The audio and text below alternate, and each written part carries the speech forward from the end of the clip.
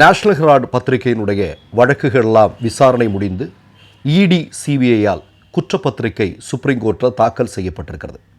குற்றப்பத்திரிகை தாக்கல் செய்யப்பட்டதற்கு பிறகு இன்றைக்கு அதில் ராகுல் காந்தியும் சோனியா காந்தியும் முதல் இரண்டாவது குற்றவாளிகளாக சேர்க்கப்பட்டிருக்கிறார்கள். இது தொடர்பாக நேற்றைய தினம் நீங்கள் பார்த்தீங்கன்னா இந்தியா முழுவதும் மிகப்பெரிய அளவிலான போராட்டத்தை காங்கிரஸ் முன்னெடுத்திருக்கிறது. நமக்கு தெரியும், மோடி என்று சொல்லக்கூடிய நபர் இடி சிபிஐ வைத்து எப்படி மற்ற கட்சியினுடைய தலைவர்களை எல்லாம் மிரட்டி கொண்டிருக்கிறார், இவர்களுடைய ஆதாயத்திற்காக என்னவெல்லாம் செய்து கொண்டிருக்கிறார்கள் என்பது பல தடவை நம்ம பேசியாச்சு. இப்போது ராகுல் காந்தியையும் சோனியா காந்திக்கும் இந்த மாதிரியான ஒரு விஷயத்தை உருவாக்குறதன் மூலமாக காங்கிரஸ் கட்சியை முழுமையாக இல்லாமல் ஆக்குவதற்கான ஆர்எஸ்எஸ்னுடைய திட்டம் வெற்றி பெறுமா அப்படிங்கிறது தான் இன்றைக்கு வந்திருக்கக்கூடிய ஒரு மிக முக்கியமான கேள்வி. இதில் நீங்கள் பார்க்கணும், இந்த வழக்கை தொடுத்தவர் யார் அப்படின்னா உங்களுக்கு தெரியும், புரோடா மன்னன் சுப்பிரமணிய சாமி இல்லையா? சுப்பிரமணிய சாமின்னா தரகு வேலை பார்க்குறவர்.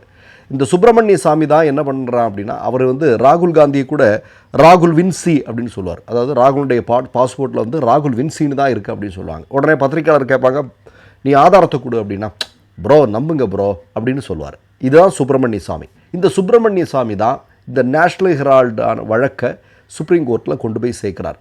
இப்போ நீங்கள் நேஷ்னல் ஹெரால்டு அப்படிங்கிற அந்த பத்திரிகையினுடைய வரலாறு முதல்ல நம்ம தெரிஞ்சுக்கணும்.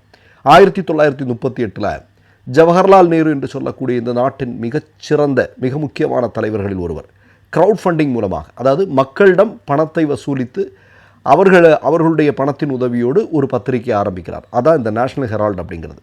இந்த பத்திரிகை ஆரம்பிக்கப்பட்டு கொஞ்ச நாள் நல்லா போகுது. பிறகு என்னென்னா அதனுடைய சர்க்குலேஷன் எல்லாம் குறைய ஆரம்பிக்குது, தடுமாற்றம் வருது. அப்போ பல நேரங்களில் காங்கிரஸ் கட்சி அதற்கு பணம் கொடுத்து உதவுறாங்க. அதாவது இந்த பத்திரிகை தொடர்ந்து வரணும் அப்படிங்கிறது. ஏன்னா இப்போது பெரும்பாலும் நீங்கள் இன்றைக்கெல்லாம் கட்சி பத்திரிகைகள் பார்த்தா கட்சிக்காரங்களே படிக்கிறதில்ல. அப்போ அந்த மாதிரியான சூழலில் வந்தபோது காங்கிரஸ் கட்சியை பல முறை காசு கொடுத்து அதை எப்படியாவது ரன் பண்ணணும்னு முயற்சி பண்ணுறாங்க. ஆனால் அது நடக்கலை. பிறகும் மிகப்பெரிய அளவிலான ஒரு இழப்பு அந்த பத்திரிகைக்கு வருது. இப்போ என்ன பண்ணுறாங்க அப்படின்னா, காங்கிரஸ் கட்சியினுடைய யங் இந்தியா அப்படின்னு சொல்லக்கூடிய நிறுவனம் இந்த நேஷ்னல் ஹெரால்டு அந்த பத்திரிகையை வாங்குறாங்க. 90 கோடி, அதாவது நான் என்ன சொல்கிறேன்னா 90 கோடி பெருமானம் உள்ள நேஷ்னல் ஹெரால்டு. இதை எப்படி நீங்கள் பார்க்கணும் அப்படின்னா, அந்த பத்திரிகைக்கு என்று நடத்துவதற்கான நிலம் இருக்கும், அதில் ஒரு கட்டிடம் இருக்கும், அதற்கான எந்திரங்கள் இருக்கும், இதெல்லாம் சேர்த்து ஒரு 90 கோடி ரூபா இருக்கும். இதை என்ன பண்ணுறாங்க அப்படின்னா, இந்த யங் இந்தியா என்று சொல்லக்கூடிய காங்கிரஸ் நிறுவனம் வாங்குது. இப்படி வாங்கும்போது ஏராளமான கருப்பு பணத்தை உள்ளே கொண்டு போட்டாங்க.